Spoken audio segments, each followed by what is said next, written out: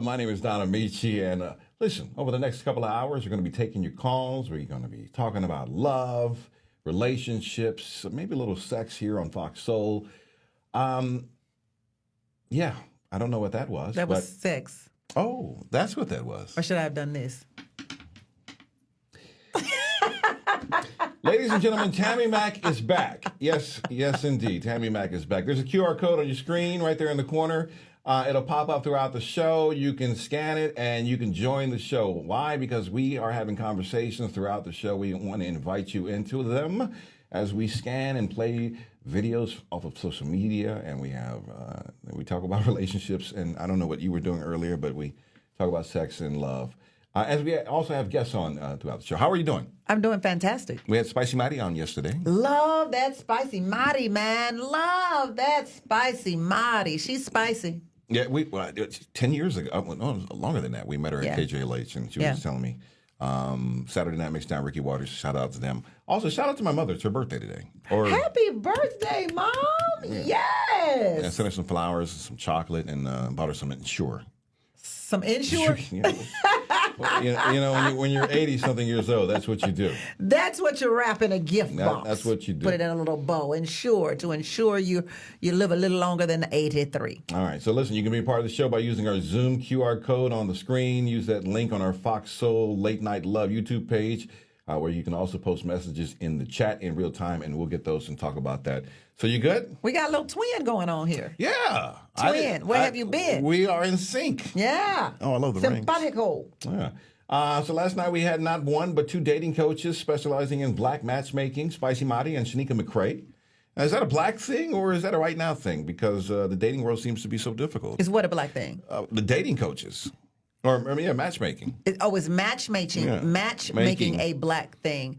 You know what? I don't think black people matchmake that much. There seems to be like a thing for everything now. I don't know if that's part of the younger generation to where they have to have counsel. Counsel. Well, yeah, they got to have counsel for everything. I need an app, or I need somebody to handle something for me for everything. So now it's like, listen, like Shanika in Dallas Fort Worth, you had to make $90,000. That was the entry for her to matchmake you, which that's reasonable, right? If you're a working professional, $90,000 in Dallas Fort Worth is reasonable, right? I think it's stupid, to be honest. I think it's stupid to try to find love based on. Well, that was just the entry of because there was working professionals. They were working professionals. They're trying to find equally matched individuals. She has. Okay, I get it. It wasn't based off She's trying to have a certain level of clientele. Yes, it wasn't based off of finances. But it is. It isn't, but it is. It isn't, but it is. Because if you sign up with her, you have to make a certain amount so that the women who sign up know that they're getting a certain caliber of man financially. But the men also are getting a certain caliber of women too. So do they have to make $90,000? Everybody has to make at a minimum $90,000. Okay. So it's not just that, so I thought I was like, okay. Okay. I said, I have to work on that and get my Prius. Get your Prius? Get my Prius money, up or something like that. So it's difficult, right? Mm-hmm. Or is this a black thing? I don't know if matchmaking. No. The answer is no. Matchmaking is not a black thing because when I watch these matchmaking shows on television, it's typically white people. Oh, is it? Yeah, I mean, look at The Bachelor and The Bachelorette and all of these matchmaking shows. Okay. They all are majority white people. All right. And then you got a little speckle of black here and there. All right, let's so our first guest also coaches black women. It's her mission to teach women how to be a sacred queen. Let's check this out. Princess energy asks for permission. It waits for others to do things for her, and it waits for others to create the space where it's okay for her to do the things that she wants or get the things that she wants. Whereas queen energy doesn't ask for permission, doesn't wait before she enters. And she doesn't need someone else to do for her the things that she knows she can do for herself. Princess energy is about fantasizing, romanticizing. Queen energy is about embodying, taking it on, and living in it right now. And queen energy is what attracts king energy, a man who wants to lead, provide, protect, direct, and who is ready to commit. All right, joining us now live from New York is the Queen Energy, baby. Queen Energy. Bring her on. Emotional wellness coach. Dun, dun, dun, dun. Fila Antwine. How are you doing, Fila? Hi, I'm Fila. doing well, Don. Hey, Tammy. Nice to see you both. I love how you define queen energy versus princess energy. I do feel that some women get stuck in princess energy. They don't know that they need to grow into queen energy. And how does one grow into queen energy? Like, how do you even know that you are stuck in princess energy? So it takes life experience, of course, in order for you to recognize what it is you want in a relationship, what it is you want in a partner. For me and for my clientele, it's really about helping women to understand that marriage or a relationship is not the goal of life. To become a good partner to yourself so that you can then attract a good partner into your life is more the goal. You don't want to be a princess because princesses have to be, need to be, yearn to be taken care of. But you want to be a queen in the point where you are an asset to the man in your life, where you're able to build something that is mutually beneficial and you create a legacy of love for yourself, for your partner, and for your children or whatever comes out of the relationship. Yeah, I think I've dated a lot of princesses throughout my life. It becomes exhausting to a point where I wanted to date queens that are like, they're less work because they command instead of. I don't know if you want to date queens, but we'll talk about that at another time. What? Why? I want a queen. I don't know that you sincerely want a queen. What's wrong with a queen? Nothing's wrong with a queen. Okay. I don't think you want one. But, Okay. but Okay. I digress. Yeah, okay. When you talk about being a queen means that you've kind of done the work on yourself and you're putting out that energy that attracts a man. It kind of sounds in a way like if a woman is not attracting a man, that it's her fault, or vice versa. If a man's not attracting a woman, that it's his fault. Mm-hmm. There's no fault, right? We're always attracting, whether consciously or unconsciously. You're always attracting things into your life. If the focus is a partner, then you want to be able to attract the type of partner who's aligned with you, who's aligned with your goals. The focus sometimes may not be in partnership or relationship. It may be in career. It may be in emotional wellness. So being a queen is about being grown woman enough to say, I am in charge of my life. I get to create this reality for myself, and I'm going to put forth the emotional, the mental, the spiritual, the psychological, and the physical action that it takes to bring in and attract whatever it is that I want. I need to spread this. I need to spread this program around because I really think I've been dating princesses.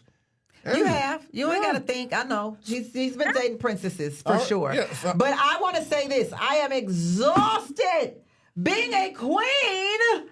Being a queen is exhausting. And sometimes you don't want to be a queen because it requires more work than being a princess. Why can't I just be a princess and lay in the cut and still be good and not do all that stuff and have him do for me? This is, we hear a lot of women talking about, I want to live in my soft girl era. Soft girl era. Mm-hmm. Yes. Mm-hmm.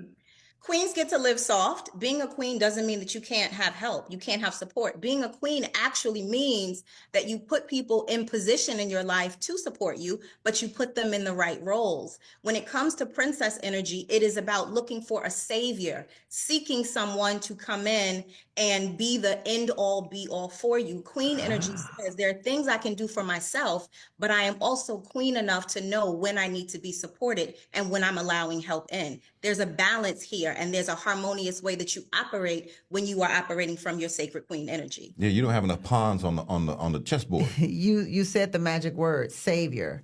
Princesses are looking for a savior, which is why you date princesses, because you, and we talk about this all the time, you're Captain Save-A girl. Well, listen, I put my cape down. How does your coaching program work? So my coaching program is either a 6-month or a year-long program where we work on 4 primary areas. So first and foremost, we deal with trauma resolution. So if there's any emotional trauma, any baggage that you're carrying, we want to resolve that and move that out of the way, right? So if you are a savior who wants to save all the ladies, we want to examine where that comes from and why that is. We then want to put a self-care practice in place so that emotional wellness, mental health, Physical wellness is also at the forefront of things. And then we dive into femininity consciousness, because so many women, Black women in particular, don't often get the privilege of being able to define what femininity is for I themselves. know that's right, So we girl. work there, right? And we are always given the agenda of who we need to be as women. So this is where you get to define femininity for yourself. You can be strong and be soft, right? You can be supported and be ambitious. It's all about what works for you. And then after those pillars is when we really dive into the part of you attracting a partner once you have a strong personal foundation. Can we teach y'all a new vocabulary, like soft vocabulary? What does that mean? Soft vocabulary, y'all. What does that mean? Well, women have a superpower, which is your mouth. You mean Black women? Yeah, Black women. Well, all women. With soft vocabulary. Yes, I'm sorry. I love you. Would a queen say, I'm sorry? A queen would say, I'm sorry. But here's the thing that I want to address when it comes to men. A woman will be soft when she feels seen and when she feels safe with you. If she is rambunctious or aggressive or anxious and unable to say yes and unable to concede, that is because she is still operating in some level of fear or mistrust or anxiety with you. So the way to make a queen say yes and to make a queen open up to you is to provide her with safety. Give her the space to be soft, and she will. Well, what about queen ego? How do we get rid of the queen ego? The queen doesn't have an ego. The queen has awareness. If we're talking about egotism, that can be within men and women. Yeah. Queens and kings, right? But the queen understands that every action, every decision that she makes is for the entire queendom. It's not just for herself. So she is going to do what is best for the partnership, what's best for the family, what's best for the community overall, because she understands that her wellness and her decisions impact everything that comes from her and everything that's around her. I'm loving this. Sign me up. What do I sign? You're doing a lot of talking about queens. Do you counsel kings as well? I do not work with single men. I do work with single women, and I also work with women who are in marriages and in relationships. And that for me is because my goal is to create a haven, a sanctuary for Black women.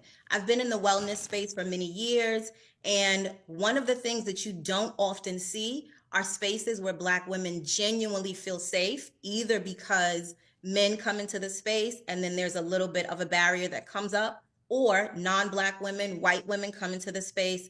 And I find that many Black women don't feel completely comfortable or completely seen when the space is not centering around them and their needs. And so I'm unapologetic about that being a part of my mission. All right. Thank you so much. How do you measure success over the course of the 6 months that you are coaching your clients? So when we start working together, as I said, those are the 4 pillar areas that we look at. So each client has their personal goals in those areas, and we have markers along the way. So how have we progressed when it comes to emotional wellness? Or how have we progressed when it comes to familial relationships? So there are generally monthly check-ins where we'll take a look at what the goal was, how the emotional experience is with the client around that, and whether or not we've moved closer to that goal, and if we're hitting that do you have an example of like a goal that they would, like somebody might hit, or like Sure. they might achieve? So, absolutely. So I have a particular client who is she's in Houston. I heard you guys talking about Houston earlier. She's in Houston and she's a physician. And as a doctor, right, you walk around sort of like you own the place and that you run the place. And one of the challenges for her was that she did not believe she was attractive to men anymore, because she'd be out in the world and no one would approach her. And so we created a very personal strategy for her, things that she needed to do on a daily basis, so that she could shift the energy around her. And then we sent her out into the world, into the grocery store, into the doctor's office, into places where we could measure if her openness was showing up differently by the energy that she received. And so that was one of the ways that we marked that.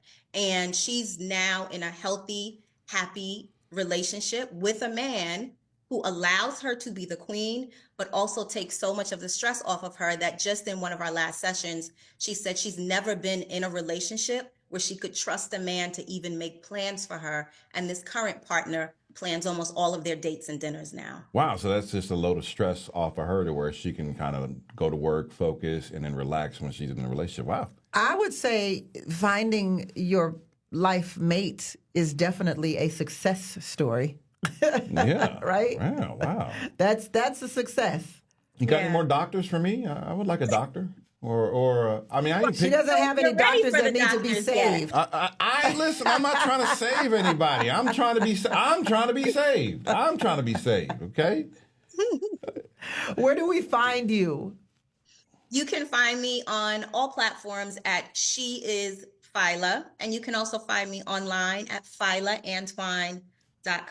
Fila Antwine. Fila, thank you so much for all of that and allowing me to come into my queendom and feel good about it.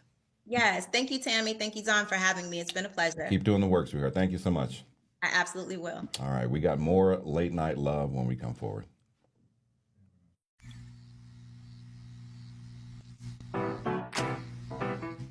Hey, besties! What is a bestie? I like you. She's fun. It's about to be a good time! She's always looking out for you. Since you're my bestie, I will handle it for you. She makes you think. Here to uplift and empower. She's always encouraging. You are that girl. Chelsea Edwards, your bestie in daytime. I get the spiritual moments. Chatting with Chelsea. New episodes weekdays at 5:30 or stream anytime on Fox Soul. Hey, it's your girl, Carolina Sanchez, and The Nightcap is the late night show where no topic is off limits. Join me as we dive into the wild world of relationships, sex, and everything in between. From hilarious dating disasters to steamy secrets, you know we've got it all. We've got celebrity guests, expert advice, and a cocktail in hand. The Nightcap is your guilty pleasure. So grab your drink and tune in because the best stories start after dark. The Nightcap. New episodes weeknights at 11 or stream anytime on Fox Soul. As we work to get through these times together, you may not be thinking about blood donation, but blood is needed to save the lives of people who are sick with a range of illnesses. It's easy and safe to give. If you are in good health, please donate. We need heroes now. Visit redcrossblood.org to schedule an appointment. I was a quarterback at Hardaway High School. College first round draft pick. During the football season, I would stop eating. But I didn't know I was depressed. We didn't have any education behind what mental health was. I started to learn it starts here first. If this is together, I'll be better as a father and as a husband. We have to redefine what being a strong man is and heal, love your mind. Welcome back to Late Night Love. My name is Don Amici with Dr. Tammy Mack. Put some respect on my name. Put some respect on your name. How you feeling today? I feel fantastic today. Yeah? Yeah. I feel fantastic. I had a chance to have a conversation with Cynthia Erivo. I saw you yesterday. The star of Wicked, 3-time Oscar-nominated Cynthia Erivo. We had a fantastic conversation. I caught a piece of the conversation saying they were playing with her with the Oscar because she's been nominated so many times.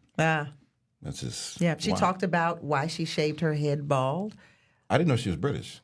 Oh, you didn't? I heard her talking like this. We're talking with the British accent. I can't do it, but I heard her talking with the British accent. I was like, wow, we're getting invaded by so many Brits. It's a wonder how we understood each other while we were talking, because I'm so hood country with a twang. And then she's like, hi, Tammy, how are you today? Listen, don't let the British accent fool you. You can join the show via Zoom by scanning the QR code in the corner of the screen or by hitting the Zoom link on the Late Night Love YouTube page and be part of the conversation. Our next guest runs a mental health practice here in Los Angeles called Counseling in Color. Welcome to the Late Night Love psychotherapist, Dominique Gillis. Hi, Dominique.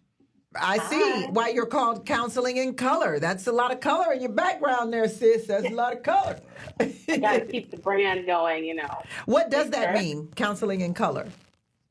It's really I wanted a space where Black people who don't typically seek out therapy could go and feel seen and valued. I feel like my work throughout mental health, I've had the pleasure of working with some Black women who look like me, but when you're looking for a therapist, it's overwhelmingly a white space.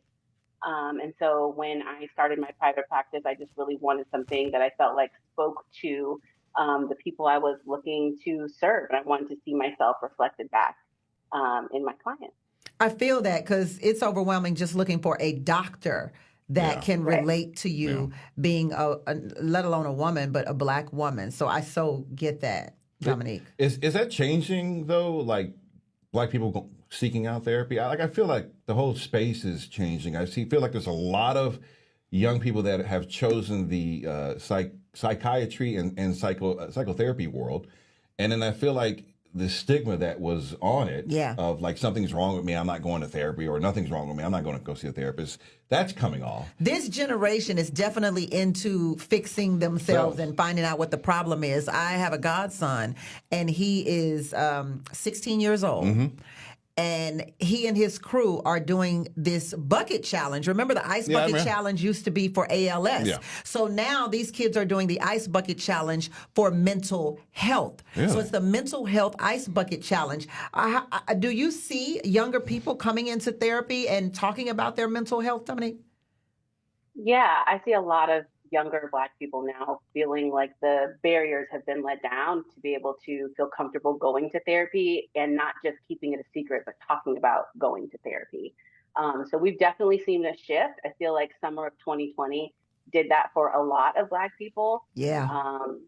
And so coming out of the pandemic and all of that, it less stigma attached to it. Now their parents are still telling them, I don't know why you're going and talking to that lady about what's going on in your life, but people are coming more now, so that's a plus. So what are the problems people are dealing with that come see you? A lot of anxiety, depression. I think there's a lot to be anxious and depressed about in our current social climate. So I see a lot of that, but my work is really focused around like life transitions. So, meeting with people who are either just gotten married, just had a baby, change of career, like these major life shifts. And the pandemic was definitely one of them, right? Like, I think we all had a way of being, and then this thing happened, and now it's almost, unfathomable to think about driving back into the office every day, even though we did it for so long before. But now it's kind of like, no, things have shifted. I need more. I need something different for myself. And so that's, what people are bringing in.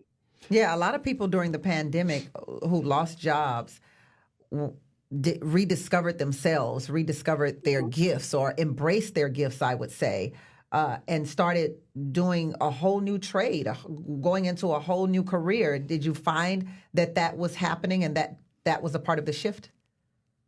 Yes, definitely. People coming in being like, I have been home now, and now I realize I don't really like my job. And if I could do it from home, what else can I do? And really rediscovering their passions and wanting to pivot and make changes. So definitely, especially early 2020, 2021, you were seeing a lot of that. But is the pivoting working though? Like, I want to make candles too, but can I survive and eat off of that? I want to make shea butter. Yeah, I want to make shea butter and all the side hustles everybody was doing, but a lot of that stuff. And listen, a lot of people hate their jobs, and don't want to go into it and wish they could work at home, but and make the side hustle money. But that is not the case for a lot of people. Starting a business is very hard. Have they been able to shift? And I think some people have. Some people have been able to make the shift and make it a lucrative shift, right? To be able to support themselves and their families. For other people, I think it was just adding in the balance. I think people didn't realize how much they were just going to work and coming home and not doing anything they were passionate about. But then you took out that commute, especially when we think about people in LA, right? That was probably good 2.5 hours of your day driving to and from work. You don't have that anymore. Now you can find things that you're passionate about that you do in addition to your work, but it fills your life up more because you have the time to do it. So let's talk about relationships, intimate relationships. How does that play out in your sessions? What are women and men both saying about their mental health when it comes to relationships? I think that looks different for the married couples that I see versus the single people that I see. But most things come down to communication and misunderstandings. That sounds about With right. the married people, what about the single people? Similarly, communication, because they're trying to get in the relationship with the person, but are you sending out the right signals? Maybe your list of wants and desires is conflicting with maybe where you're looking for that person at. Right. So what you want and what you're attracting sometimes can be at odds with each other. And so how to, be in spaces that you feel like are going to get you where you want to go and who you want to be with. It's kind of like you feel like you're dating the same person over and over again. And why won't that change? But then you look at your habits and you're doing the same things over and over again. And Right. so that's probably why it's not changing. How are they dealing with expectations? Oh, good. Yeah. I mean, and realizing that, are they placing too much expectation on themselves or on other people? I think a little bit of both. I often tell people, expecting yourself from other people will lead you to disappointment. People are who they are. And so it's okay if this person is not meeting your expectations or isn't rising to the occasion, it's okay to move on from that, right? I think sometimes, especially for women, society makes you feel like, well, this person is interested, so I have to make it work. I have to then shift and be this other thing that they want me to be so that way I can make it work because I might never get this opportunity again. And that's just not true. And so if you know what you want, it's okay to wait for that. It's okay to seek that out and not have to settle for what you don't want. Yeah, that's kind of where I'm at right now with dating. I'm just chilling. You don't want to settle? Well, I'm just I'm in a rush. I'm just kind of like, hey, something good comes along, cool. But if not, cool. Yeah, if not cool. Yeah. Mm-hmm. Are you getting that there aren't enough, that this dating world is crazy out here? Oh, I'm definitely getting that. I'm definitely getting that. I think the word is trash. I think trash is what they're called. That's what. Yeah. Yeah. Trash. It is a dumpster fire, from what I hear. Yeah, I'm trying to figure out how you attack that issue with people. Well, it's part of if you're not being successful in one area of finding a partner or looking for someone, then you have to be willing to do other things. And so, if the apps aren't working, but you're also not willing to leave your house and be outside and engaged in activities and things that you're interested in, then no, you're probably not going to find someone because they're not just going to come knocking at your door. And if you refuse to go out, right, you have to be proactive in some way. So if the apps aren't the thing, then it's being in spaces where you're going to be with like-minded people. So you have more of an opportunity to run into somebody who is of same mind that you might find interesting. I don't feel like people today really want a real live human connection. I think with all of this AI and internet dating going on, they want to hack everything. I think people actually like not having to see the person that they're with. I've seen these stories where women are having these long distance relationships with these men. They never see them. They never have a physical connection to them. They want the fantasy. They just, the man calls and tells them what they want to hear, and they Zelle $3,000 to the bank account. Yeah. I can't find relationships like that. I need to find one like that because I'm running low. This economy got me running low. I need to go online and go ahead and tell a man, how nice he looking in them gray sweatpants. Yeah. Let me ask you offer something called consent education, which is very interesting. What exactly is that? Yeah, so I don't typically do that in therapy sessions. I mean, it's things that come up, but for a long time, I worked in consent education. So going into colleges and high schools and talking to young people about what consent is and how to get good consent. So that way you're not violating people's boundaries and finding yourself in a situation that you shouldn't have been in. Look, girl, adults need to know too. Adults need consent education more than the kids these days. What are two things that you teach when it comes to consent education?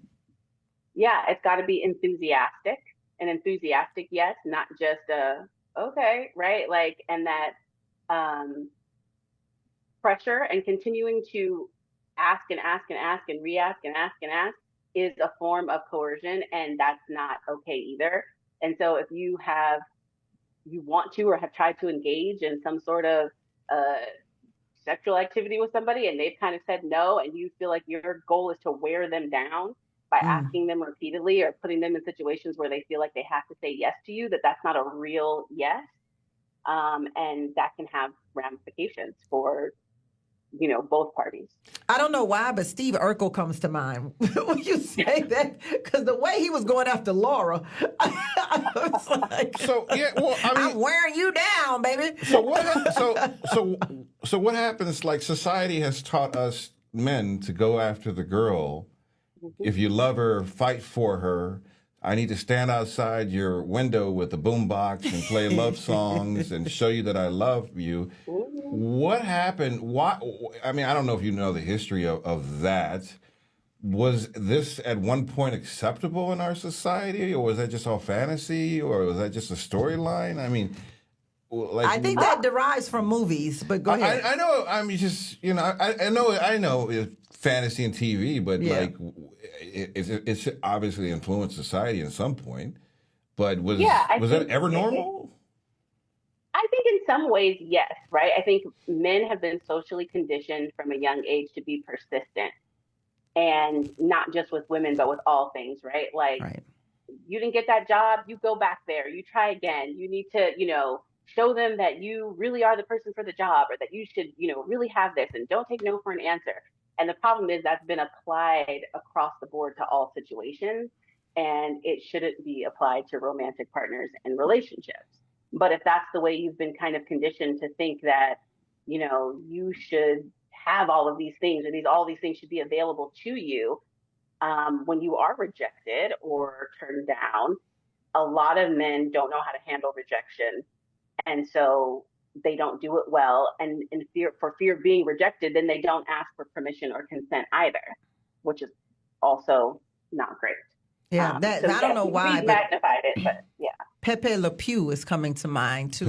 Pepe Le Pew. Pepe Le Pew used to be. No, that's. He used to be the animal that went after the skunk that he thought was a cat or something crazy. Yeah, he was a skunk. He was always chasing after the skunk-like cat or whatever, and no matter how much he said no. He was a French skunk. Pepe Le Pew. Yeah. But I do believe that it's a difference between pressuring someone sexually that maybe you don't have a relationship with, and then someone that you have a relationship with and you're trying to get her back. That seems like two different things to me, Dominique. Yes, two different things, but I think the moral of it all is we have to accept people's responses and their actions. And so if you're making advances or trying to get back and they're saying no, then you need to let that no speak for itself. Now, that doesn't mean that you have to stop caring for this person. You can show them through your actions, and one of those actions could be respecting their boundaries. So I'm not going to keep calling and asking you out because you told me you don't want that. But maybe I'm going to, if we're in social group settings, right, I'm going to be respectful. I'm going to, speak to you, but I'm not going to add the pressure of, so, where's my hug at, right? Like all that stuff. And when are we going to get back together and let me take you out? Let me do this. But respecting the boundaries shows that maybe you've grown a little bit and you're listening to what the other person has to say. And that might help your endeavors later on. Tell us where we can find you. And so on Instagram at Counseling in Color LA, and the website under the same name, counselingincolorla.com. And real quick, you're an intimacy coach in the film industry? Yes. In training, but yes. Is that a big thing right now, or because I've seen that has become more prevalent on sets, or that's becoming a bigger thing on sets now? Yeah, it is.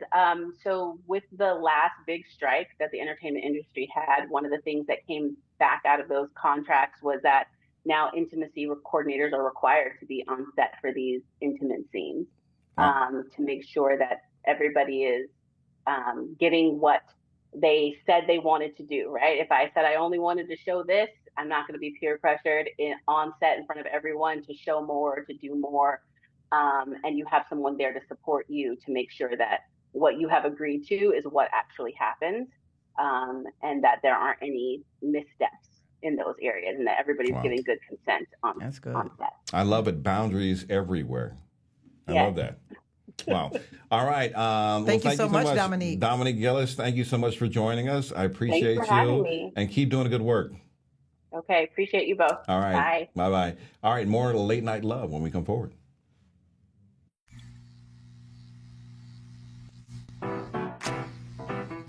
Well, on Fox Face Off, we tell the raw, unadulterated truth. Fox Soul Face Off. We are given the platform here with no fear. Always comes out swinging. We should be saying, hey, stop shooting and killing people. Nothing held back. They wanted black hip-hop moguls and artists to continue the feud. No punches pulled. Shut the hell up. You interrupt me all the time. Tune into the show where opinions collide. Fox Soul Face Off. New episodes weeknights at 9 or stream anytime on Fox Soul. I'm Isaiah Carey, here to shake things up with the stories that hit hard and matter most.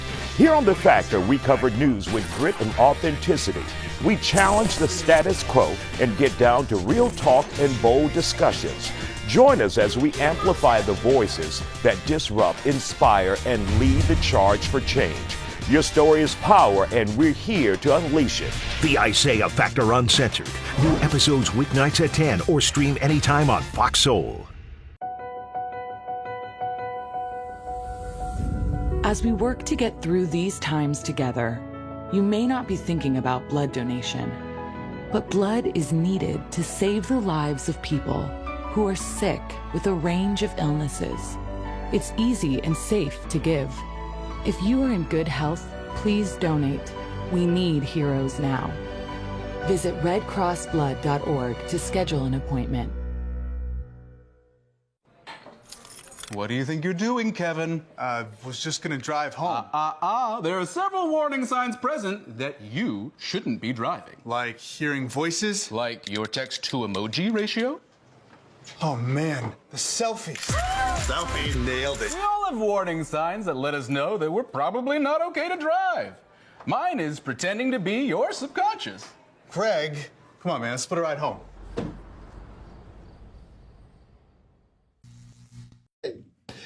Welcome back to Late Night Love. My name is Don Amici with the wonderful Dr. Tammy Mack by my side. We're taking your calls. We're talking about love, relationships. You can join the conversation with the QR code right there in the corner. Just scan that with your phone and join the conversation. It's very simple, right? Now I can be on the show. Yeah, we're looking for you to come on the show right now. Click the QR code. You can either talk to us by phone through the Zoom, or you can just talk to us video. And if you don't know how to do that, go over to the Fox Soul YouTube page, and there's a link there. Or you can join the chat, which will come to us throughout the show. On the Zoom right now is Mark Major in Atlanta. Appreciate you staying up, Mark. You're part of the Black Singles Meet Adventure Group. Tell us about that, because from what I understand, you got tired of doing the dating apps.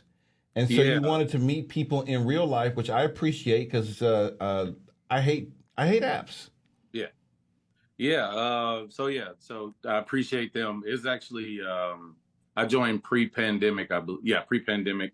I was kind of, post-pandemic. I was married during the pandemic, so I had got out of a divorce. I had to go through my healing journey, and the dating apps I knew it was this love-hate relationship. Very disconnected. So I'm horrible at texting, admittedly. It's like you got to curate this lifestyle, right? And then you got to keep it up. And the research shows that like men just aren't that attractive on dating apps. We don't take good pictures. We don't have good presentation. We don't have good like profiles in general. And women as people are just beautiful. Yeah. And we just don't compare. You gotta use buzzwords and stuff, right? Hold cats and things that make you look less aggressive. So So, I didn't know it was this big of a problem. It's a thing. Well, things that come naturally to you, right, are very hard for us. It's not easy for us. Yeah. So I took the route of kind of finding where connections happen, and that was on Facebook and in a Facebook group called it's a Black singles group, but it is not a dating group. So it is for singles to kind of gather and get together, but it's not there's no matchmaking happening. If you meet someone and you have connections, then you kind of go and build off those connections that you meet there. You may be able to slow roll it instead of meeting someone the first time and going on dates consistently. You can meet them and kind of go to events and kind of fill them out, see how they are, see if they're a little awkward or slow to warm. So I think that creates a pretty good opportunity. So you maybe go out, bring some fellas with you. Yeah, so it's a co-ed group, so you can go alone if you want. And it's a national group, so there's people kind of all over, and there's local groups, and the local groups will kind of have their own meetups. I'm in Atlanta, but I went down to Tampa, and there were people in the group meeting up to see like a performance that was going on. So they kind of, you just put it in the chat or put it on, make a post, and somebody is likely to show up. Yeah, I like tell your friends, get my friends, we can be friends. We can do this every weekend. We can do this every weekend. That's what it is. Yeah, I like that. Oh, I think we lost his. Are you there, Mark? Yeah. I thought he was doing a dance move. So Mark, I thought he was too. Like, hey, yo, tell your friends, get with my friends. We can do this every weekend. Mark, how long have you been a part of this organization? At this point, it was probably 4 years now. 4 years, and you ain't found nobody yet, Mark. He ain't say all that now. Actually, I did find someone. Yeah. But it was a long distance situation, and so that was a part of it. And then something I'll get y'all advice on. I think it's the preparation and the long distance. So I think that there's a different level of preparation you have to have. Like dating someone that's local and you all kind of can meet up Tuesday, Wednesday, Thursday, whenever after work, happy hour, is a lot different than you having to kind of isolate yourself, traveling back and forth just to kind of make it work. Right. And did you meet her through the group? Yeah, so we both are Chiefs fans. So I saw a post that she made, and I was like, oh, same team. And we started from there, and we kind of talked, and then we just kept talking. So what are the rules though? So you're part of this singles group. When you get someone, do you have to leave the group? No, you stay in the group, right? Yes, for the most part, right? You don't want it to turn into I think there may eventually be like a offshoot of the group to like where it's not Black singles, it may be Black couples. Black couples, Black group events. I think that kind of will happen over time, possibly. But yeah, if you're single, they don't want you in that group too long. You get a warning and be like, hey, we appreciate y'all being a part of the success story, but you gotta. Oh, you gotta go. You gotta build out because you've already established certain connections. So maybe maybe you found your tribe or found your group that you kind of connect with, and you message them, and y'all do your own thing. But for the most part, yeah, you can't live there. Oh. But if you break up, you can go back. You single. Okay. All right. Tell us how we can find the group. How can we find the group? Be a part of it. Yeah, so it's on Facebook. It's Black Mature Singles Adventure Group. So Black Mature Single Adventures, BSMA. Okay. All right. Well, listen, I'm gonna check it out. And good luck on the relationship. I see you got. No, I think he said they broke up. Oh, Yeah, you weren't listening. He said they broke up. He back in the group now. He on the show representing the group.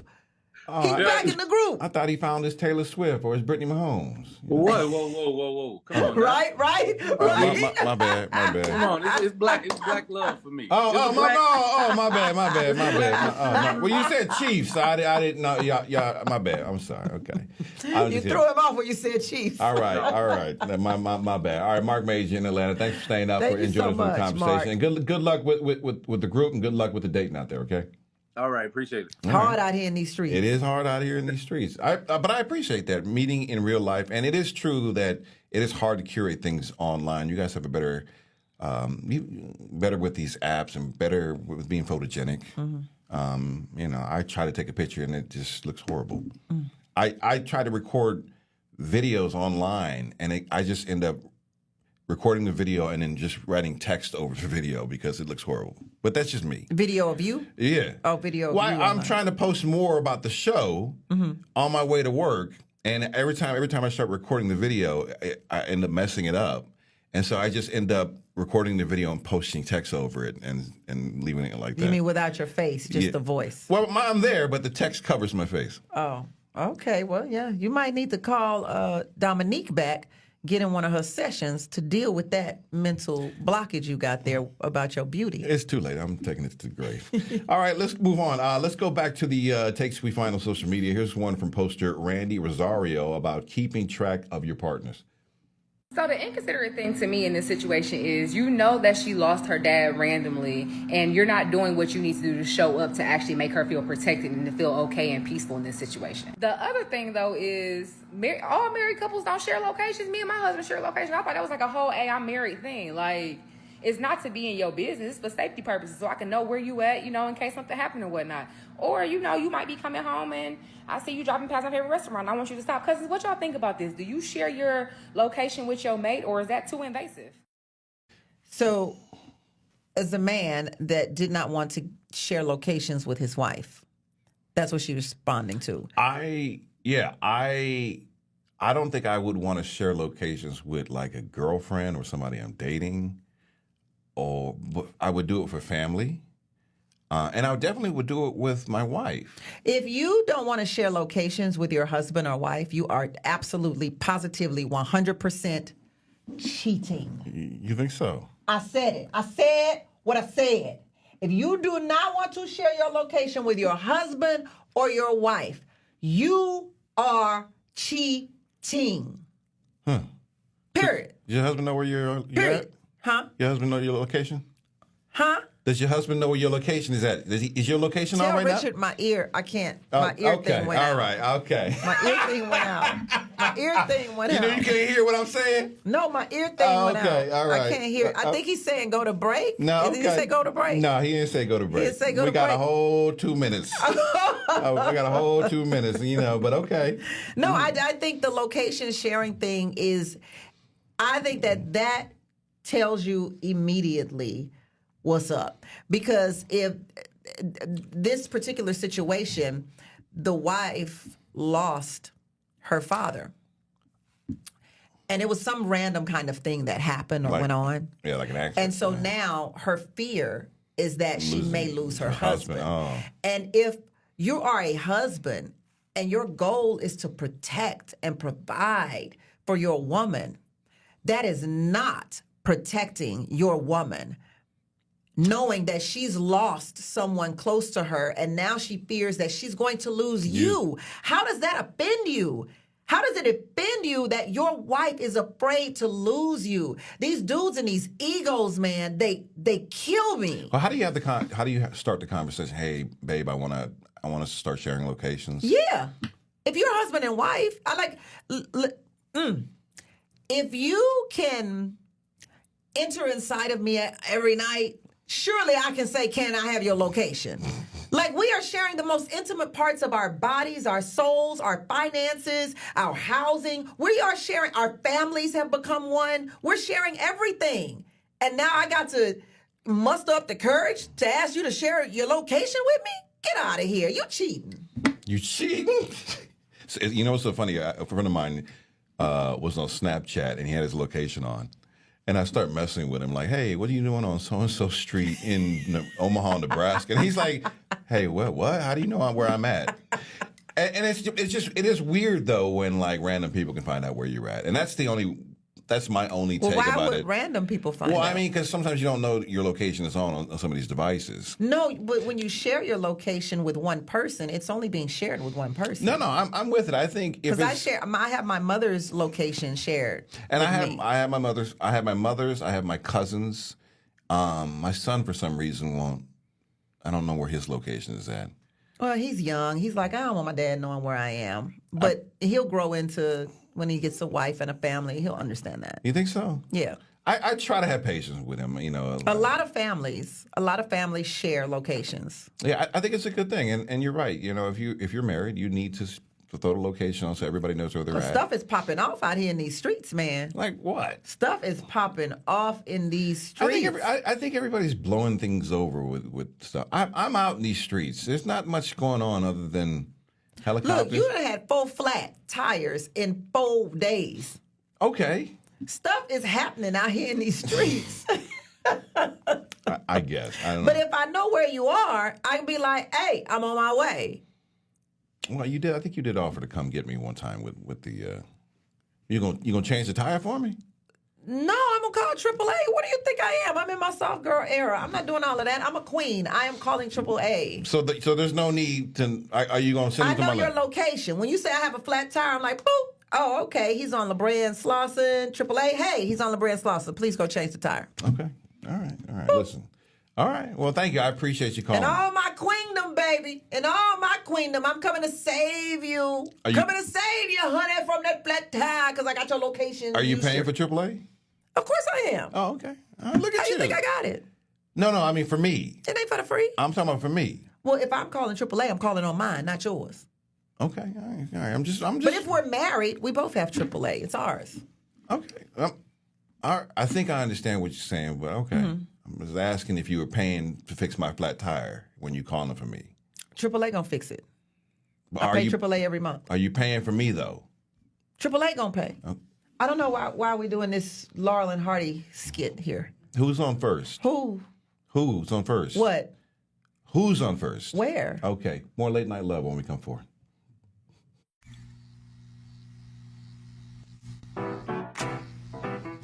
I'm Isaiah Carey, here to shake things up with the stories that hit hard and matter most. Here on The Factor, we cover news with grit and authenticity. We challenge the status quo and get down to real talk and bold discussions. Join us as we amplify the voices that disrupt, inspire, and lead the charge for change. Your story is power, and we're here to unleash it. The Isaiah Factor Uncensored. New episodes weeknights at 10 or stream anytime on Fox Soul.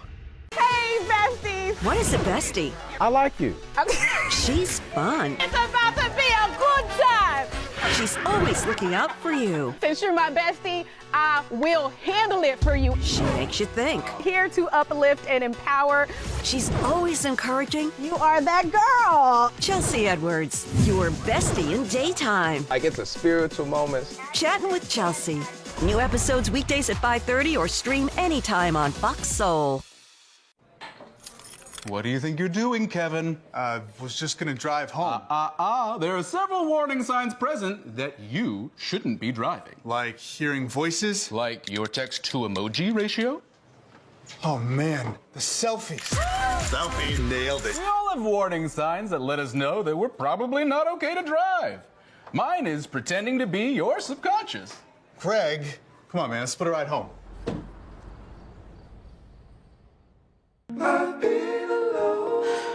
I wonder if you know that I want the best for you.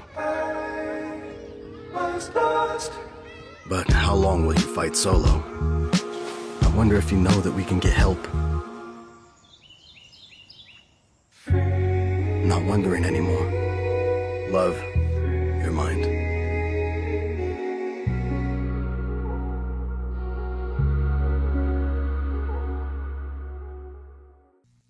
My hair is probably. Oh, hi. Welcome back to Late Night Love. My name is Don Amici with the wonderful Dr. Tammy Mack. Hi. All right, join the conversation. QR code's right there on the corner of the screen. Scan it with your phone, and you can zoom into the show. We hear a lot about women who need to feel secure. That's the one thing I hear a lot of. Make a woman feel secure, and she will jump into her feminine side. Make a woman feel safe. Safe and secure. Safe? Okay. Safe and secure. The podcast Black Wealth Grew says men need security too. Ah. A man can come in and crave that safety and don't get it. We talked about this yesterday on a pod. A person can come in and build a wall because they have to safeguard themselves because they don't feel safe in a space. A woman can interrupt you and you don't feel safe. A woman can be distracted when you're trying to talk to her and they don't feel safe. You could be interrupting a man and he doesn't feel safe. When he's coming to you in a vulnerable moment and you shun him, he cannot feel safe, which makes him safeguard subconsciously. And that comes from memories and past experiences and things things like that. So yes, it could have been something, darling, that you did do in a marriage that was messed up. I'm married, and I can tell you right now, if I didn't listen to my husband when he came to me, if I looked down upon what he was saying to me when he was trying to make a decision, if I felt like I was better than him and I minimized him, he's going to naturally safeguard. It's not necessarily turned just against you. He just doesn't feel safe, and you can remind him of a space where he didn't feel safe before, and it shows up. So we can't always say that this person was always this way. No, I can tell y'all, at a countless couples that I have worked with, that person at the beginning was the most vulnerable person until that person showed them they were not safe and secure in that relationship. And they put their safeguard on against the very person that they hoped was going to make them feel safe. Yeah, I don't think women are built that way. I don't think you guys are built to make men feel safe. I don't think that's in your DNA. I think that's something that you can possibly learn, but I don't think that's who you guys are. I hate to say this, but I do think that there is a weight that Black women carry.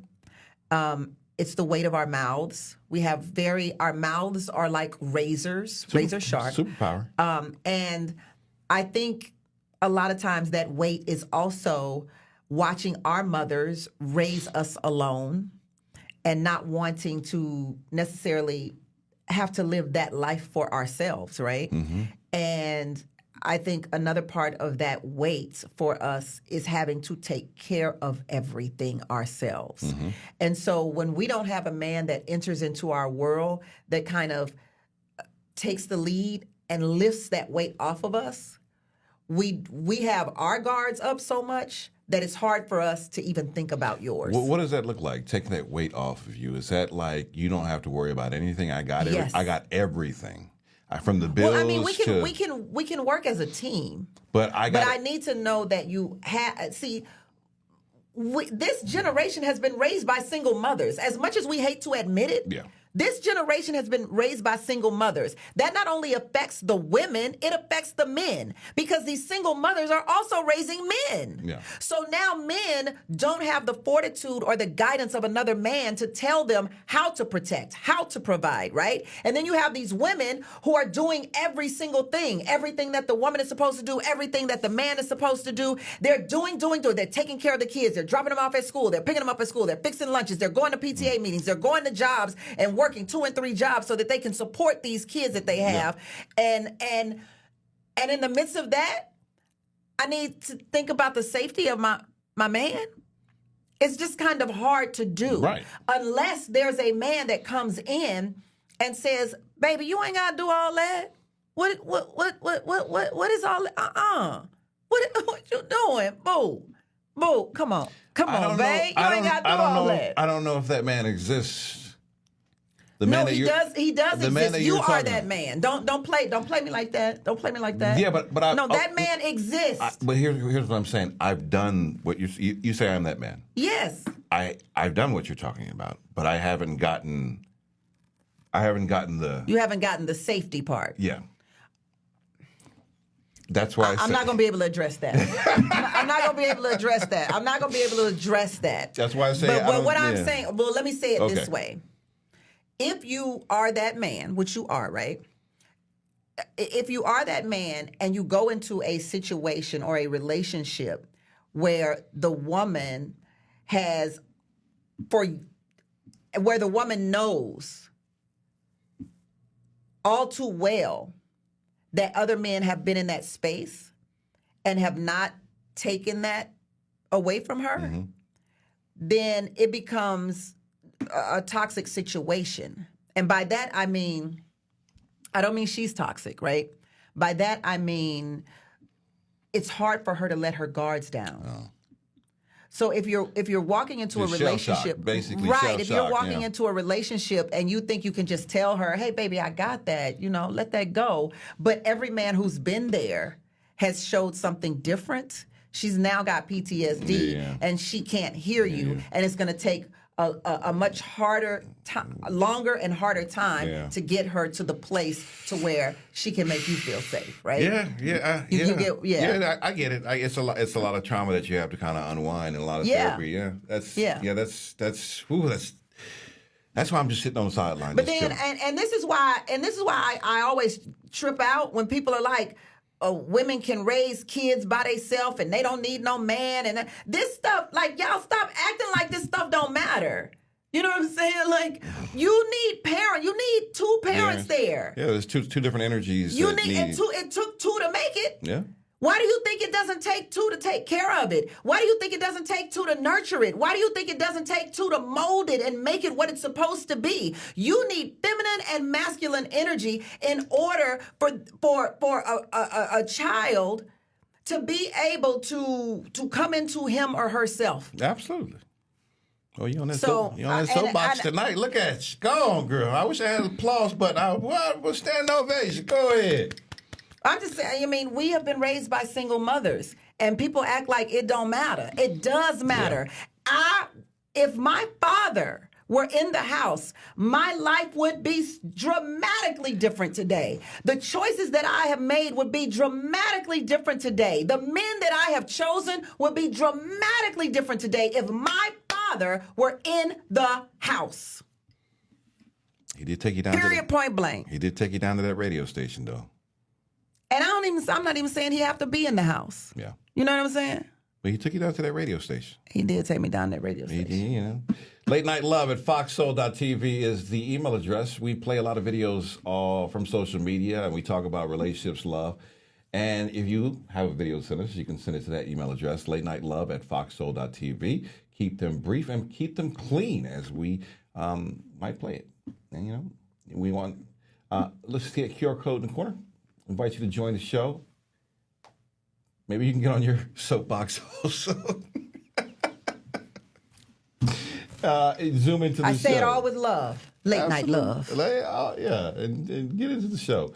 If you don't know how to zoom in, you can go to our YouTube, Foxhole YouTube page and click the link on that one. Or chat, hit the chat box on that one also, and we'll get to your comment on that. From the podcast Pulse of Purpose, a man's point of view on listening to his mate. So many men miss the message that woman is trying to give to them, man. Like, women do talk a lot. Let me, establish that. But as a man, when it's your woman, you should be able to differentiate, okay, when she's just rambling to ramble, or if she's really trying to say something that she wants for you to work on and that could improve the relationship. Most men just hear a woman complaining and it just turns into white noise after a while. Men who actually in touch with their woman from an emotional perspective and in touch with her from a communication perspective, they've drawn a baseline to where anything that veers outside of that baseline, they know, okay, my ears need to perk up. I need to pay a little bit more attention because she's trying to get a message across to me. That's, imperative to us surviving. So as a man, like, you have to take the time to understand your women. I understand, we out there trying to get to the bag. I understand that we occupy with, protecting and providing and, all of these things that men have traditionally done. But oftentimes emotional intelligence is not prioritized enough. And that proves to be the downfall of most relationships. That woman looking into that man's eyes like, I love you. I don't want to say that. I don't know if either one of them married. I don't even want to put that out there. One of the biggest mistakes I've ever made in my life was not listening to an ex. Mm-hmm. And it is one of the biggest things that I've learned is that your woman, or your mate, will speak. And a lot of times, my biggest mistake was like listening, but hearing, but not listening. Mm-hmm. And she would speak, and she would speak, and she would speak. But she spoke up not often. And I just kind of just relegated to her, I guess, nagging. And I felt so bad, looking back at that, like, wow, here she was. And I was dismissive of the things that she was bringing up and how arrogant of me to do that to her, a person who I was, I socially loved, and it ended up being one of the reasons why she either fell out of love with me and we broke up, and it's like you have to be able to listen to your partner regardless of how you feel about what they're saying. They need to feel heard in the relationship, and if they don't feel heard in the relationship, why are you in a relationship with them? Regardless of how you feel about what they're saying, and they're only going to keep talking to you for so long before they're like, why am I listening? Why am I with someone who doesn't even hear what I'm saying? at the end of the day. And you have to have some intelligence. And I look back and I was just young and stupid. And it took that relationship ending for me to learn and grow, you know, and it was sad and it was hurtful. And I cried a lot over that. I cried. I was in therapy bawling. Snot coming out of my nose. Why'd she leave me? I hate her.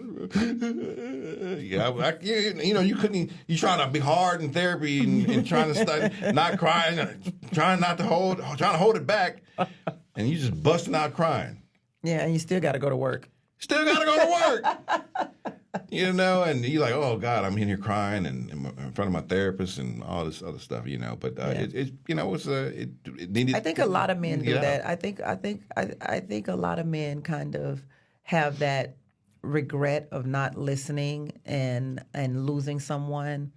I want to ask though, why does that happen so much? Because I'm not saying it doesn't happen. Obviously, I'm not painting a wide brushstroke, but more men, it seems, than women regret past loves or loves of the past. I hear a lot of men saying, man, if I'd have known, like, that girl did everything for me. She was there. She held me down. She, you know, she cooked my food. Like, there's always this regret that men have about women that they lose, and you can tell that they have dealt with it internally, much like yourself, because they take accountability for it. Well, you know, my issue was, it was just ignorance on my part. Like, she was on birth control, and so when the birth control would start to wear off, she would get a little irritable, right? And so I would always blame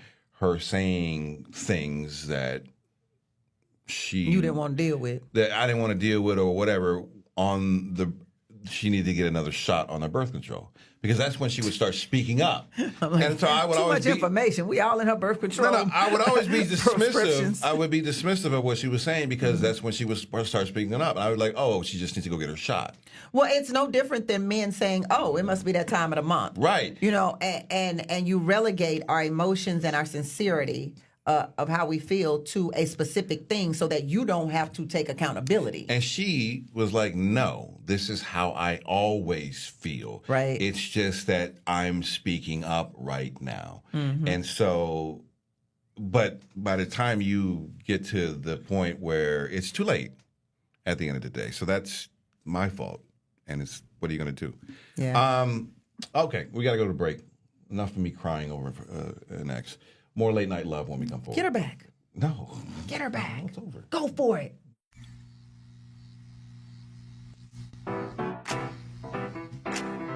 Hey, it's your girl, Carolina Sanchez, and The Nightcap is the late night show where no topic is off limits. Join me as we dive into the wild world of relationships, sex, and everything in between. From hilarious dating disasters to steamy secrets, you know we've got it all. We've got celebrity guests, expert advice, and a cocktail in hand. The Nightcap is your guilty pleasure. So grab your drink and tune in, because the best stories start after dark. The Nightcap. New episodes weeknights at 11 or stream anytime on Fox Soul. Hey, besties! What is a bestie? I like you. She's fun. It's about to be a good time!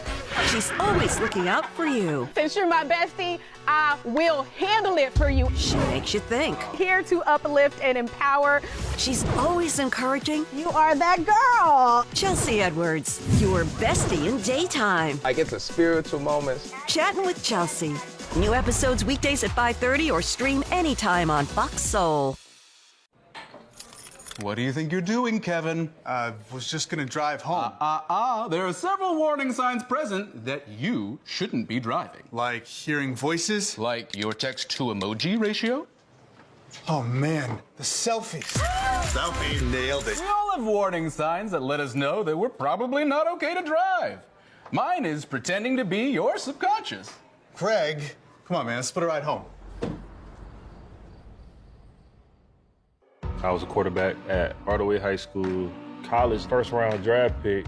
During the football season, I would stop eating. But I didn't know I was depressed.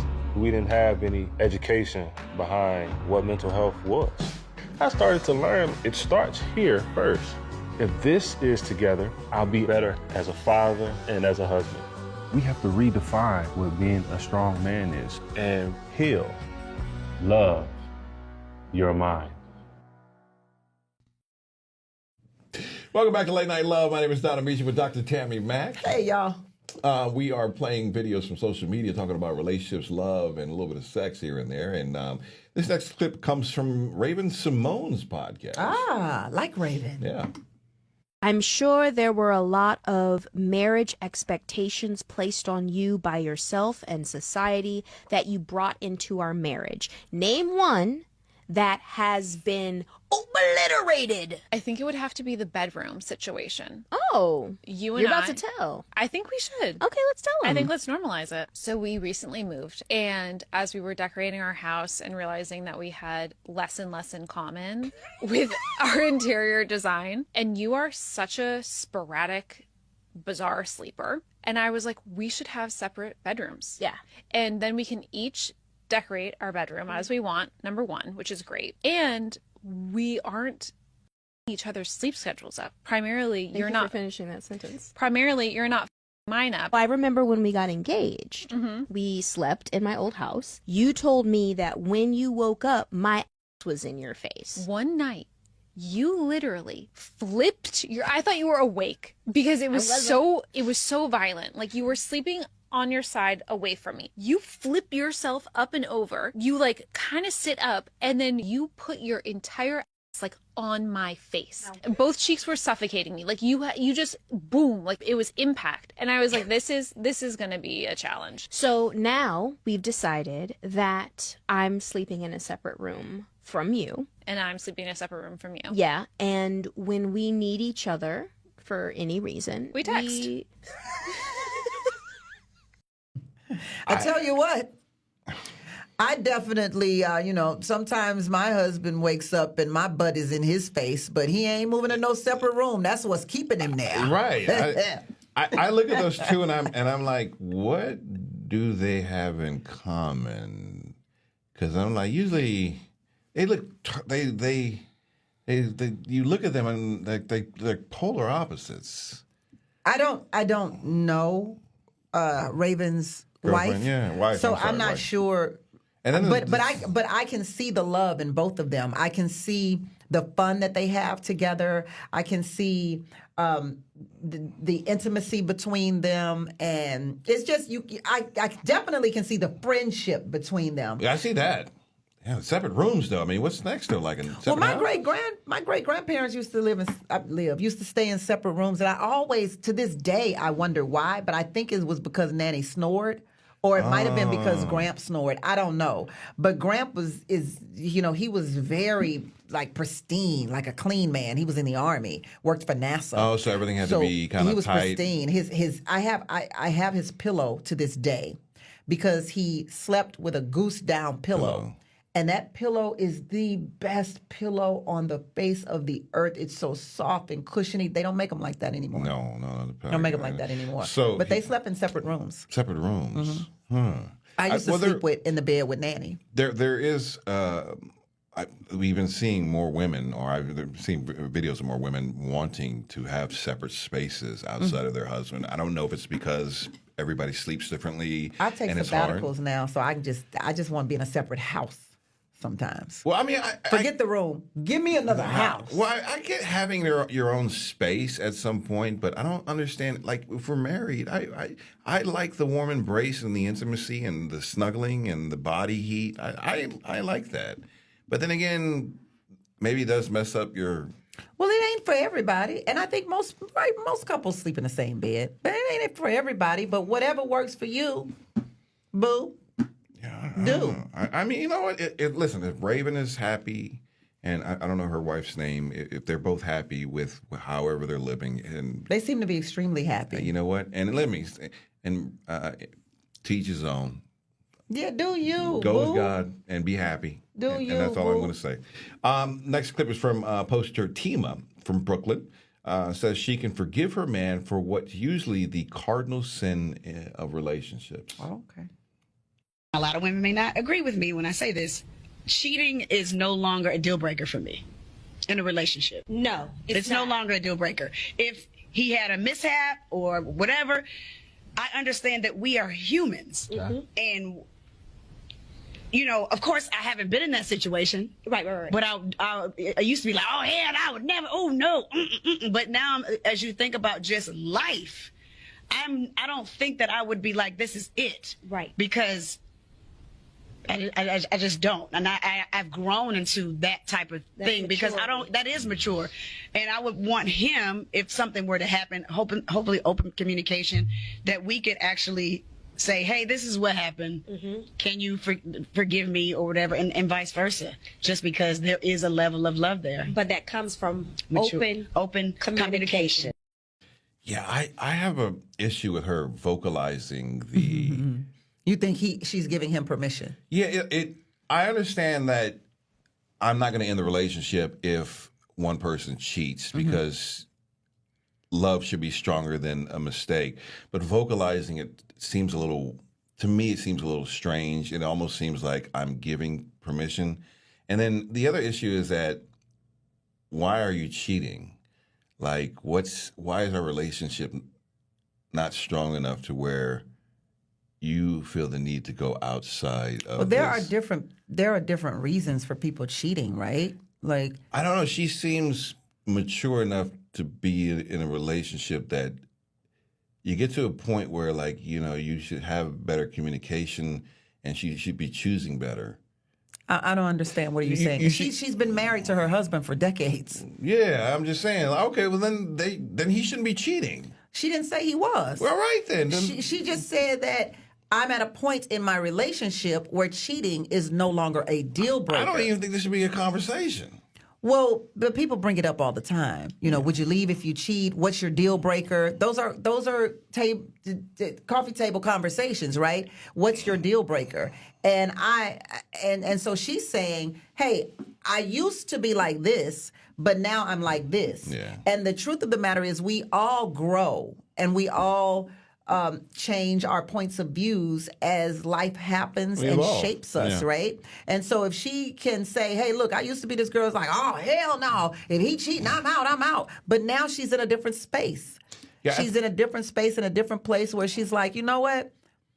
I think I'm going to allow a mistake. And we'll have to work through that thing if that were to happen. What's a non-starter for you? Non-starter? I mean, what's a mistake? Is that what you ask on dates? What's a non-starter? No. What's a mistake that you would allow? A mistake that I would allow? Yeah. Or that you've overlooked? I don't overlook nothing. You got a roll? You got a Memorex that you bringing back? Let me pull out my notes. No, okay. Oh, look. Let me pull out my notes. Oh, wow. Notes. Ooh. Plural. Excuse me. Relationship coaches seem to be in demand. We heard earlier from a couple last night. And earlier tonight we had Fila Antwine. Here's some advice from Yala Van Zandt with some core advice. On my watch. Stop acting like there's anything wrong with you. Live your life like you are the baddest bee on the planet. Live like that. Stop reminding yourself that somebody left you, somebody cheated on you, somebody betrayed you. Because as long as you have that in your consciousness, you will continue to attract that. So live your life like there's not a damn thing wrong with you. If you a size 16, live your life like you a size 10. Look at me. I ain't living my life like I'm 72. Woo! Yes! Okay? Stop picking on yourself, and if you step into that, everything that needs to be cleaned, healed, released, surrendered will come to the surface. If you step into the vision you have of yourself, the things you need to let go of, the things you need to release, surrender, forgive, whatever, they'll come to the surface. When they come to the surface, do the work, let it go, and then go back into your best vision of yourself. We spend too much time focusing on the brokenness, focusing on what's wrong. You got an ex, bless the ex. And if someone shows up that looks like that, sounds like that, smells like that, bless them and go in the other direction. I think that's bless the ex, baby. Bless the ex. That's the best piece of advice that you bless can. Bless the ex. Best piece of advice you can have right there. Bless the ex, and then recognize that when you see somebody that looks like them, sounds like them, smells like them. Bless them and go in the other direction. Yeah, I like this a lot because we do spend a lot of time. I mean, even when you look at podcasts and even when these clips that we look at, right? It's everybody talking about what's broken, whether it's ourselves and what we've been through, whether it's men, whether it's women, whether it's like everything is about a certain type of brokenness. Yeah. And we focus so much on that we'll never be able to get to the good part. Well, we like to be united in trauma. People like to be united in trauma. United States of trauma. It's one thing that we can all be united in, and happiness is like, we can relate to trauma. Why you all happy and everything? Right. We can relate. You to always trauma. got a smile on your face. On Why another don't you note, frown sometimes? You think y'all are still getting down in the bedroom? Somebody breaking that back off? You think? Or is that too intimidating? Somebody still putting it down? You trying to put it down? You single? I don't know. I might take a shot at it. Yeah, that 72 will blow your back out. She might, but I might take a crack at it. I mean, but then again, I might be intimidated because there's a lot of therapizing she be doing. She just said don't focus on your brokenness. So she ain't gonna be there. You the one gonna be therapizing. You love to analyze the mess out of something. I'm sorry, y'all. I didn't do a good job tonight. Don't worry about it, baby. We're gonna analyze this break and be back. There you go.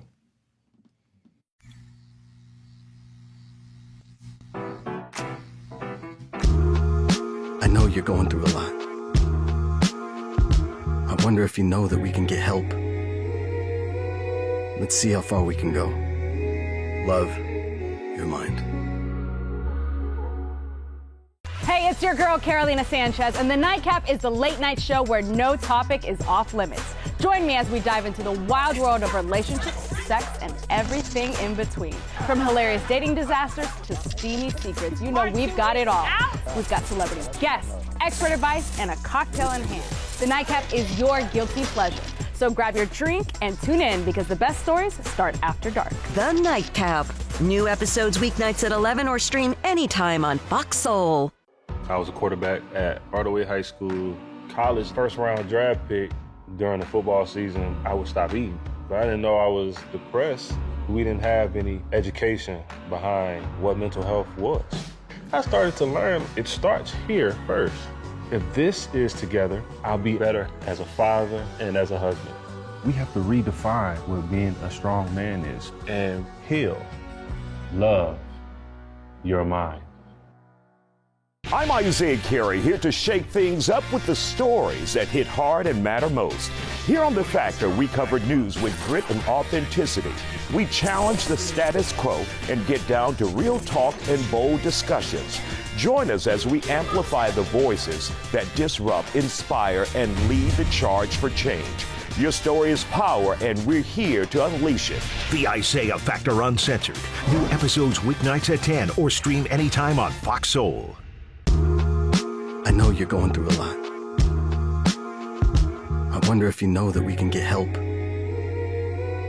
Let's see how far we can go. Love, your mind. Welcome back to Late Night Love. My name is Donna Meacham with Dr. Tammy Mack. Hi. And you can join the conversation by clicking the QR code, scanning the QR code, and zooming into the show, or going to our YouTube page on Fox Soul TV on YouTube. You can chat with us on that page, or click the link there, and you can zoom into the show that way. We are talking and playing a lot of social media videos that are talking about relationships, love. Poster the Julia Carter has a video that thinks men never get over their first love. Oh. So I just watched a video about men and the first love theory, and basically it was saying that men never forget or get over their first love. However, in my opinion, it's more that men never forget or get over the one that they think got away. The one that got away is the person that you loved, like the person you were in love with. You guys had a great relationship. You thought they were the one. And typically the man is not mature enough yet, right? They're not ready to commit. They're not ready to settle down, and the relationship ends. So for some men, this can be their first relationship, their first serious relationship, or it can be the first person that they feel like they truly loved, regardless of how many relationships they've had. But either way, they feel like it was right person, wrong time. And that's a really hard pill to swallow. And that's why they may continue to reach out to that person, why they may continue to try to reopen that chapter, because they realize that that is truly a person that I can see myself with. So tale of caution to anybody in a new relationship or an existing relationship with someone who describes their first love as a relationship that was amazing, a person that they really saw themselves with, but they weren't ready yet. They weren't mature or able to commit yet. And they feel like they are now, which is why they're probably with you. However, there never was a great closure to that relationship. The chapter never really fully closed. They never really had a conversation settling all that out. Or, you know, there is some inkling that he never got fully to rehash and settle that situation and fully move on. Please run for the hills, because best believe there's a part of him that still feels like that was the one that got away. And one day I'm going to be able to make up for that time. A woman's mind is a very dangerous place. I mean, she is. I see. She is extremely deep into that video. She's somewhat right. I mean, some of what she's saying is true, but I don't think that like there is this longing to get back. I mean, I don't think it's just for men. I think it's not a gender thing. It's not a man woman thing. It's women feel that way too about their first love. Like, yeah, like I got a relationship that I was truly in love with, but I'm not yearning to get back with that person. But I was like, yeah, it was the first time I was like in love in a relationship, and it felt good. But I'm not yearning to get back there. I am so happy that I do not have that baggage. Now I got baggage, but I ain't got that baggage. I don't have a first love that I still think about and ponder and what ifs. I have no what ifs when it comes to my relationships. What? But not one. No, that you were in love with, or I have no what ifs. You dumped all of them. Well, I'm very loyal. I've never dumped a boyfriend. They've all dumped me. What? I have never broken up with a boyfriend. They've all broken up with me. No, you left one. Didn't you leave Larry? Hold on now. Wait a minute. I'm sorry. I'm putting the name on. Calling names. Oh God. Here? I mean Johnny. Oh God. Okay, my bad. That was one. Okay, that was one. But that was extenuating circumstances. Okay, all right. It was extenuating. But so he would be the only one. Okay. But all my other boyfriends, they all broke up with me. Well, why are you the problem? I'm not the problem. I'm the solution, but they just didn't realize that at the time. Okay. How are you the solution and they breaking up with you? Because when people are in their youth, they don't realize they can't see when the solution is standing in their face because they're too young to understand that. Help me understand this. Help you understand what? That you just, because I do know that. You said I was the problem. I'm telling you I was the solution. I was the one that's going to make their life better. I was the one that was going to build them up, lift them up. I was the one that was going to help them grow. I was the one, Do they come back and like, hey, I wish we could have, I messed up? Are you asking me specifically or are you asking in general? Well, in general. In general, they always come back. They always come back. Yeah. And like, oh, I see you on TV. Oh, you talking about me? Yeah. Do they come back? Well, I mean, because you do be on TV. I'm on TV right now. You're on TV right now. Yes. Okay. I don't want that would be hard. I don't want to be flexing. You know what I'm saying? Like I'm no Halle Berry by any means necessary. I ain't on here trying to be flexing. Well, it's not even about that. The truth is what the truth is. Hey, truth is the truth. Listen. Truth don't need no help. I would feel some type of way if I dated you a long time ago. Like Beyonce, the dude that took Beyonce to the prom. Right, and I broke up with you, and here I am in, I don't know, Mississippi. Biloxi, I'm in Biloxi, There's Mississippi. nothing wrong with Biloxi, Nothing wrong with Mississippi. Biloxi, Mississippi, but you were in Biloxi sometime working whatever, or you went to college in Biloxi or something. and then I stayed in Biloxi and you went on to bigger cities. You know, and you weren't good enough for me in Biloxi. I don't want to be with you no I more. wasn't good enough for you in Biloxi. Yeah, I was like, look here, Tammy, you were just this ain't working. Yeah, I'm I'm so happy I don't have a love of my life that I never ended up with. And now every time I think or I can't get into a relationship without thinking about him, I don't have that. I would feel some type of way. Hey, Tammy, this is Craig. You remember me from back in the day? We used to go steady together. We used to go steady. Remember I bought you... You know, I had a boyfriend that is a big superstar out here in Hollywood, right? I don't want to say big superstar, but he's a star out here in Hollywood. Really? And I tried to reach out to him when I first moved out here. Mm-hmm. And I think it was MySpace at the time. I don't remember. And he never responded. But I really would like to talk to him one day just to say, hey, do you remember? Like, do you remember me? Do you remember I used to pick you up in my mama's Datsun? Like, do you remember we used to hang out together? Right? That's like, you probably remember. You remember us at the radio station? I would like to reach out to him just to see if he remembers, but he's a star, so it's very hard to contact those people. Well, listen, you know, we use that term loosely when they say star out here. Oh, he's a star. You know him. Oh, I know. Okay. All right. Yeah, you would know him. All right. We got more of your videos coming up. You can join the conversation with the QR code in the corner of the screen. More Late Night Love when we come forward.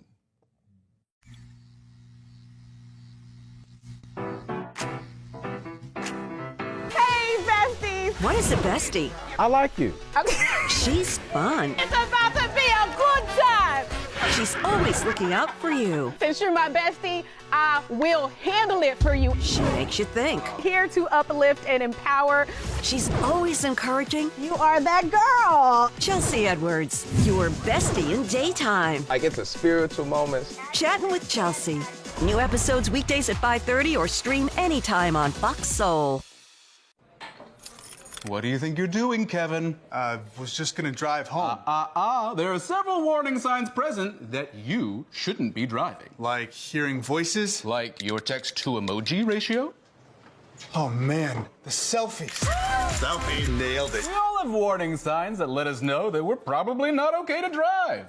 Mine is pretending to be your subconscious. Craig, come on man, let's split a ride home. I'm Isaiah Carey, here to shake things up with the stories that hit hard and matter most. Here on The Factor, we cover news with grit and authenticity. We challenge the status quo and get down to real talk and bold discussions. Join us as we amplify the voices that disrupt, inspire, and lead the charge for change. Your story is power, and we're here to unleash it. The Isaiah Factor Uncensored. New episodes weeknights at 10 or stream anytime on Fox Soul. I was a quarterback at Hardaway High School. College first round draft pick. During the football season, I would stop eating. But I didn't know I was depressed. We didn't have any education behind what mental health was. I started to learn it starts here first. If this is together, I'll be better as a father and as a husband. We have to redefine what being a strong man is and heal, love your mind. Welcome back to Late Night Love. My name is Don Amici with Tammy Mack, Dr. Mack. I love that Queen shirt. Where'd you get the Queen shirt from? Flea market. Okay, all right, I love that. You know, we have this place called the Melrose Flea Market. Is that where you went? Melrose Flea Market. You never been to the Melrose Flea Market? Slauson, what are you talking about, son? Slauson, swap me. Stop it. Melrose Flea Market. Get out of here. I'm sorry. You keep it hood. Excuse me. Oh, high and mighty falutin' Melrose Flea Market. If it's on Melrose, how could it possibly be a flea market? Stop it. You mean the Melrose Consignment Shop? Okay. The Melrose Estate Sale. You want to call me bougie. I get it. You want to call me bougie. Okay. All right, I got you. Let's go to another video. Check out this relationship wisdom from poster Sean McBride Speaks. There is one sentence that if you say this sentence to your partner in communication, it can literally change the whole scope of the conversation. It can really bring understanding and unity between you and your partner. Say this sentence. What do you want me to hear or understand that I'm not currently hearing or understand? That sentence. What do you want me to hear? What do you want me to understand that I'm not currently understanding? That question, that sentence can eventually bring unity and it can bring peace to a relationship. That laugh got me. You give me Dick Gregory vibes, right? Oh, yeah, He was giving me Dick Gregory vibes. What do you want me to hear? You do have to have a partner that is willing to receive that. But that Boy, is do you ever. You do. But You that do. is the most important thing that you can say to your partner. What do you want me to hear in this moment, especially if they're not getting it or you're not getting it? What do you want me to hear in this moment so that you can execute what they want you to hear? But that's hard. That's the problem. The asking the question is not the problem. It's like you said, it's a partner that receives that question. And what I find is if I'm trying not to put labels on stuff, but if you come from a background where you're not accustomed to talking things out in the family, where you're not accustomed to having an open space to express yourself, it's very difficult as an adult to do that. And you don't know how to communicate. You think everything is a debate. You think everything is an argument. You think everything is to defend, Because even me saying, what do you want me to hear? The other person could be like, I've been saying it to you for so long. Right. And yell at you instead of hearing that you're trying to understand what are you saying? Yeah. It's hard. If it's not two people trying to honestly and diligently communicate and work through the problem, it ain't happening. And that's why people divorcing. While we're on the subject, That's why people ain't getting married. Here's another take from poster Motivation Online. I used to think that communication was key until I realized that comprehension is. I can say everything the right way, be as clear as possible, but if you don't want to understand me, then it's just silent chaos. I shouldn't have to beg you to hear me. I shouldn't have to repeat myself or break things down, tiptoe around my words just so you don't twist them into something that they're not. You don't listen to understand. You listen to react. You listen to defend yourself. You listen just enough to argue back. And I'm exhausted because no matter how many times I try to explain, you only hear what you want to hear. You take my feelings and you make them about you. You turn my words into a battle that I never even wanted to fight. But I'm done. I'm done trying to make you see my side. Done trying to prove that my feelings are valid. If you wanted to understand me, you would. If you cared, you would. You see, real connection doesn't take convincing. It just flows. It feels safe. There are some people who just don't even want to talk. Like they just want to go about life and just keep going. I think it was Marlon Wayans that was like, I don't want to have no deep discussions. I don't want to talk stuff out. I just want us to live life and just do. I want to have these conversations. I don't want to stop and think about it. Like there's like literally him in an interview saying that. Well, what does that mean though? Like what? But you have to. I mean, I'm not trying to spend life in deep analytical conversations, although I love that. I was gonna say you are. Yes, you are. You sitting here lying in my face. You are. I mean, I don't want to spend I do love analyzing. You love analytical conversations. You love them. That's just how my brain works. But I don't want to stay stuck in that in the relationship. I don't want our relationship to be all about that. But I do want to have, when we have conflict, to be able to resolve the conflict. And I want to do too. I want to move through life. I don't, but what does he mean by I just want to do? You just want to sweep things under the rug? What this woman is saying right now, it seemed to be poetry. And I feel every single word that she's saying. Like, I feel every single word. It is so hard to break through to a black man. I wish that I'm gonna start dating. I'm gonna start dating younger men like Tracy Ellis Ross because it seems to me that younger men are more receptive to going to therapy. They're more receptive to having conversations. You gonna date younger men? Yeah, these young men today they want to be women. So stop it. I didn't listen. I didn't understand what Tracy. I mean, I do understand what Tracy Ellis Ross was saying, but I think maybe she just was looking at the wrong man. But I don't know. I don't know.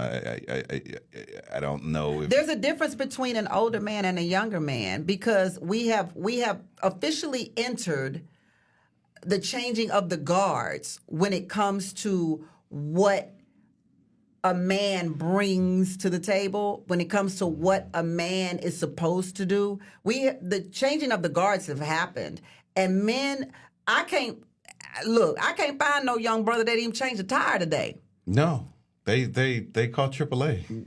Yeah, or whoever. Yeah, that would never happen. With my parents, grandparents, or even guys in my generation. They know how to change tires. I changed the tire one time, and everybody was like, "Why don't you call AAA?" I was like, "Oh, I didn't even think about that." Just like men today are saying that there are women who don't cook. That's what younger guys are saying about younger women today. They're like, these women out here don't cook. They go get shrimp and lobster towels. Shrimp and lobster towels. I'm like, well, you taking them? Well, yeah, that's all we got. What am I supposed to do? Nothing? But let's move on. Poster Tasha Gray asks, when is it exclusive?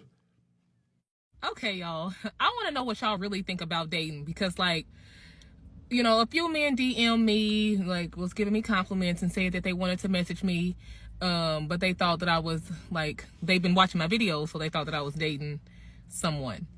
And I have went on 2 dates with the same man. So it's let me redirect y'all. I'm very much, single and unmarried. And, but I just want to know from men and women, but specifically men, if y'all take a woman out on a date once or twice, do y'all expect for her not to be talking to anybody else? Do you, in your mind, are you dating her, exclusively? And then women, same question for y'all. If a man take y'all out twice, are you going to cut off everybody else that you're talking to and solely focus on him? Because for me, I'm definitely not doing that. I feel like if a man wants you, he gonna come get you. That man is going to make sure there is no other man that has access to you. He's going to take you off the market. A commitment will be made, and then y'all will be dating exclusively. See, she's telling the truth. But when is it? I'm gonna say 3 to 6 weeks. 3 to 6 weeks what? To become exclusive? For me, as a woman, I am exclusive when the man says we are exclusive and I agree. You got to tell me. I'm not making no decisions based on how many times we went to Red Lobster. You and this Red Lobster. Okay, Olive Garden. Well, but we three minimum of 3 weeks of us going out. Are you telling me? Yeah, I'm telling you. Well, if you telling me it's on and popping, baby. Yeah. I'm bringing my toothbrush over.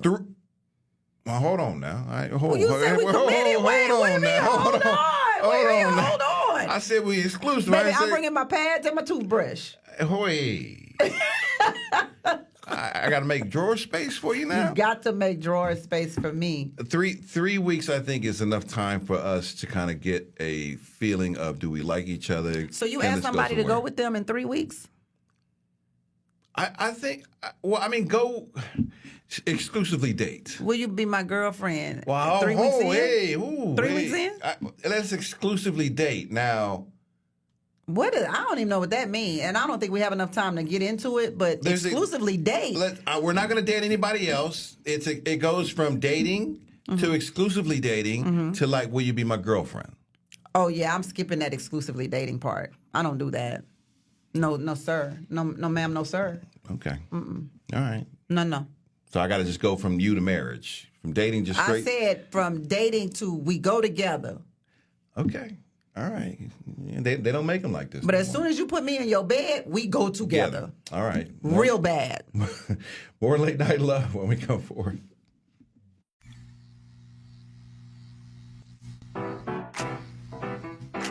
I'm Isaiah Carey, here to shake things up with the stories that hit hard and matter most.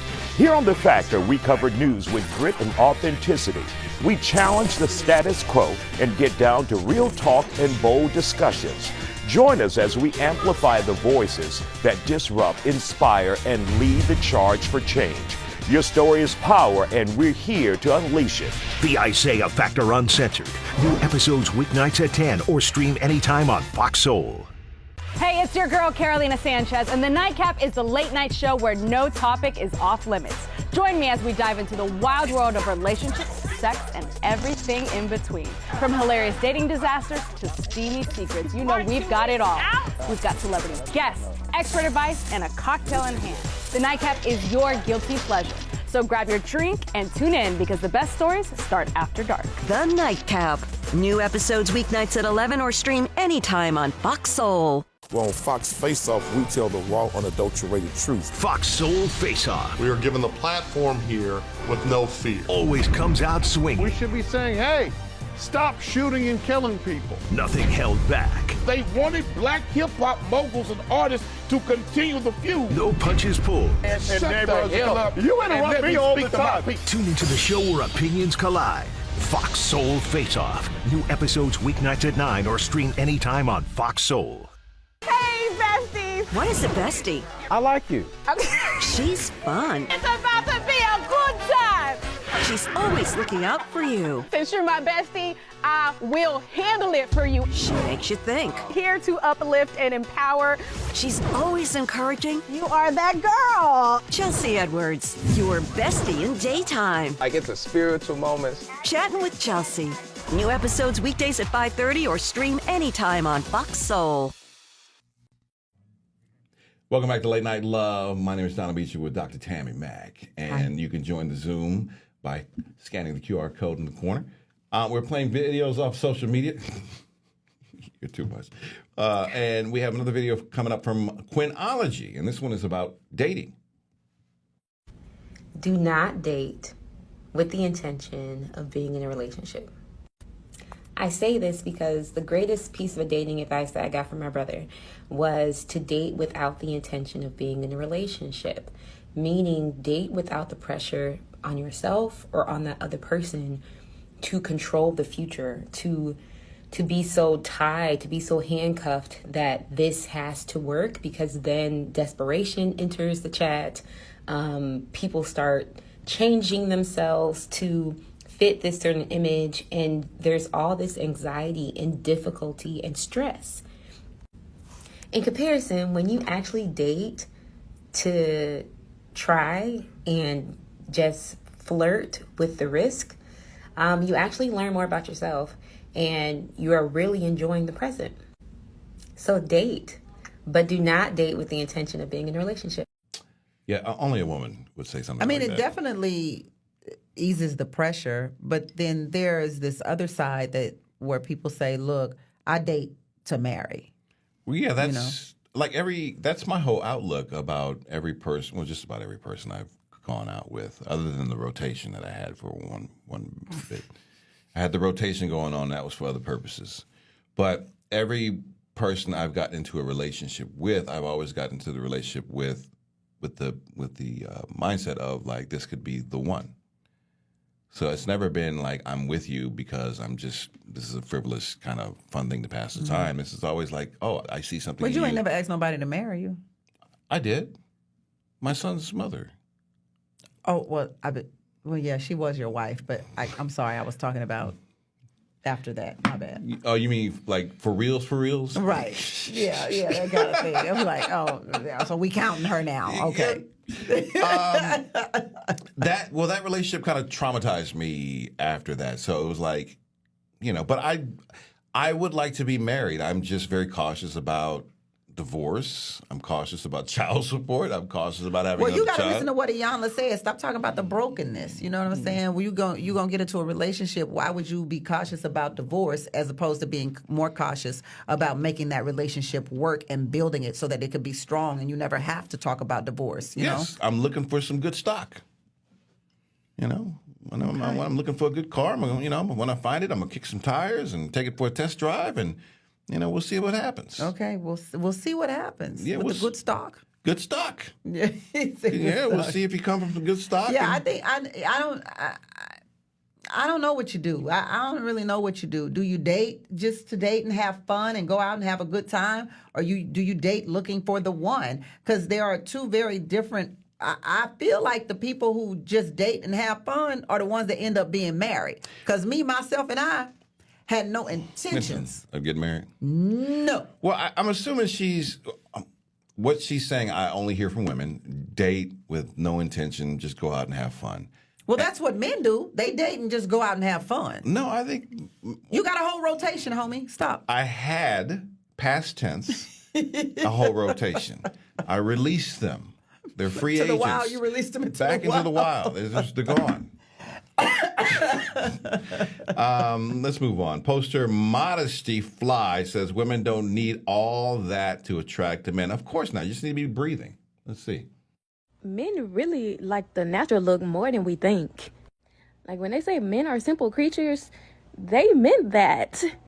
Like I remember it was times where I just went outside, like no makeup. I didn't even have my lashes on, like my hair was in a little bun. And I got so many compliments. Like I'm thinking in my head, I look a mess. But men, they really actually like it. Like they really prefer the natural look over the wigs, the lashes, like even the BBLs. They still prefer the natural body over the BBL body.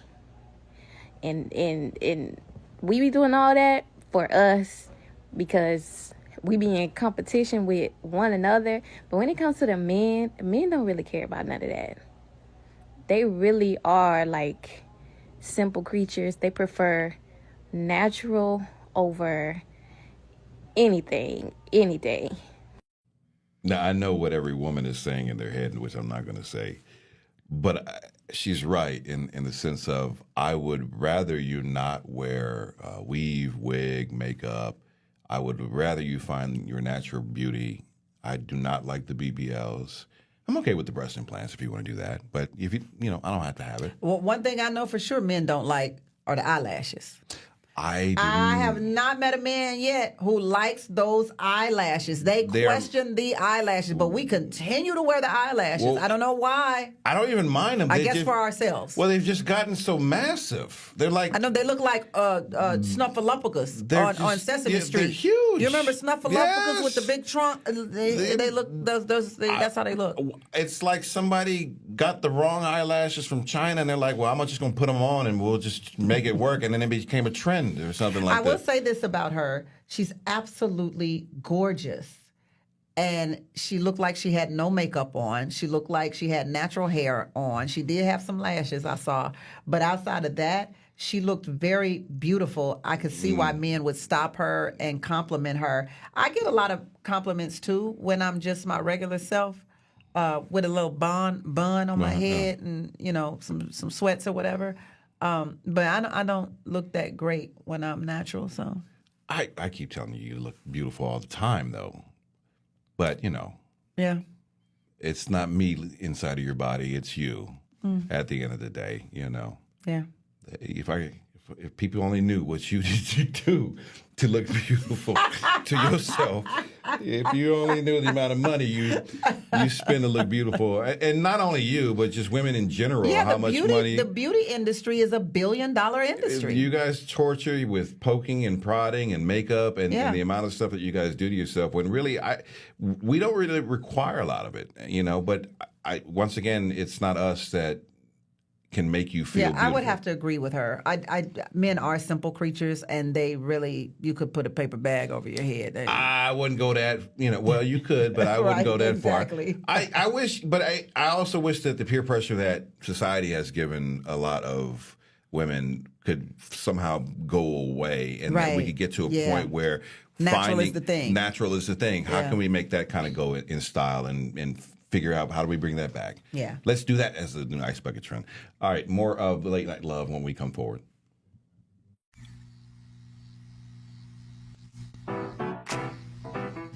Hey, it's your girl, Carolina Sanchez, and The Nightcap is the late night show where no topic is off limits. Join me as we dive into the wild world of relationships, sex, and everything in between.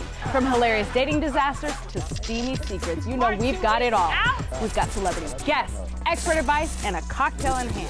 The Nightcap is your guilty pleasure. So grab your drink and tune in because the best stories start after dark. The Nightcap. New episodes weeknights at 11 or stream anytime on Fox Soul. I wonder if you know that I want the best for you. But how long will you fight solo? I wonder if you know that we can get help. Not wondering anymore. Love, your mind.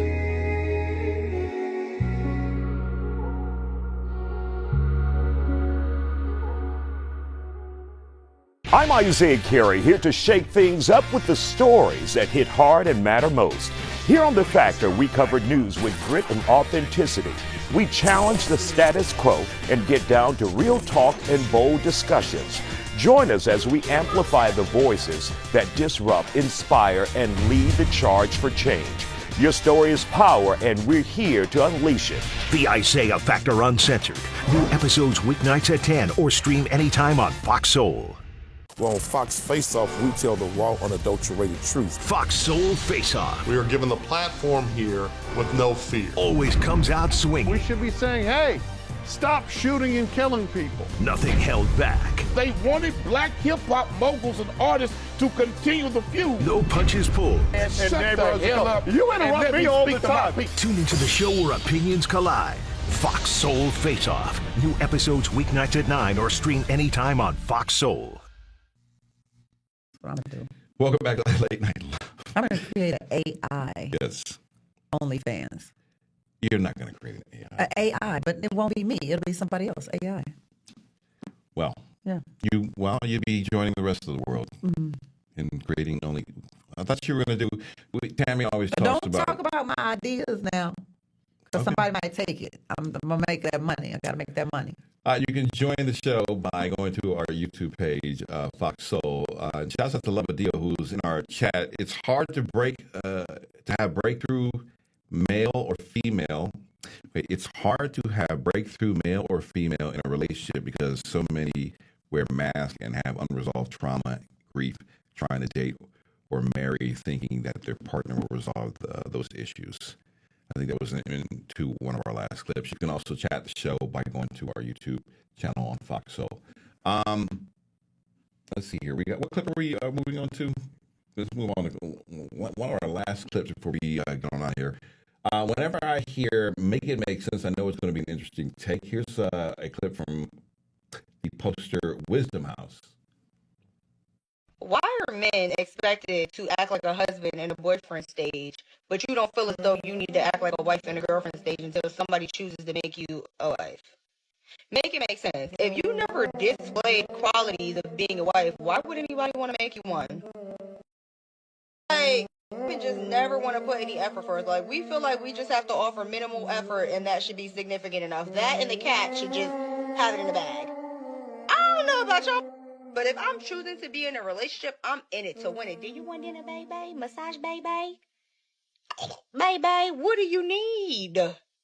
Y'all are literally admitting to doing half it and then wondering why you still are not a wife. And they got the audacity to be complaining about why Suzanne's a wife before you.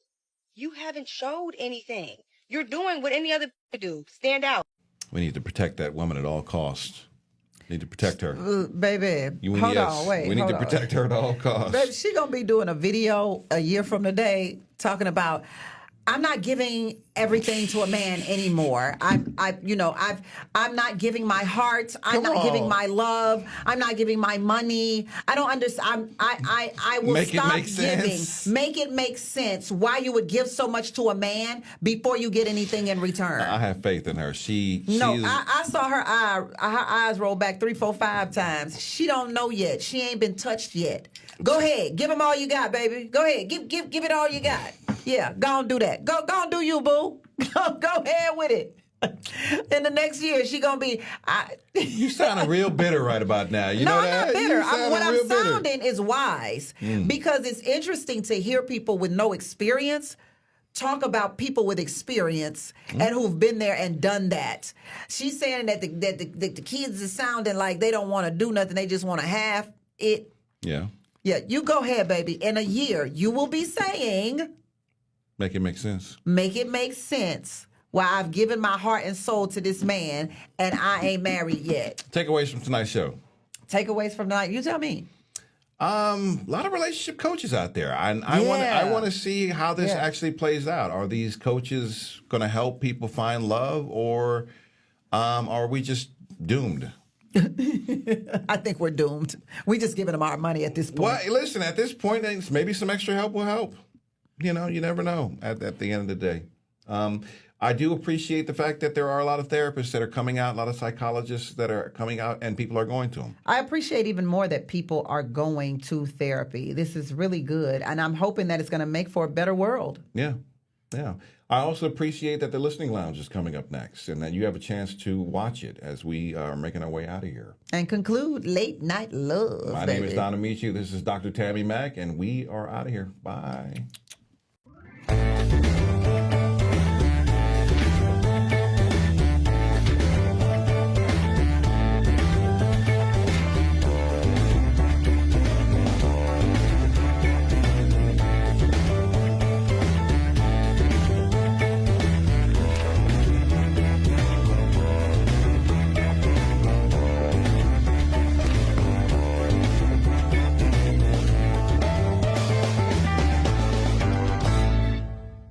Welcome to Fox Soul's The Listening Lounge, where you come to find your favorite new audiobooks that will leave you inspired and wanting more. This week, we're showcasing Jacinth Hetlum's Love After, where she shares her personal journey of overcoming trauma and betrayal, offering practical strategies on healing and finding one's purpose. This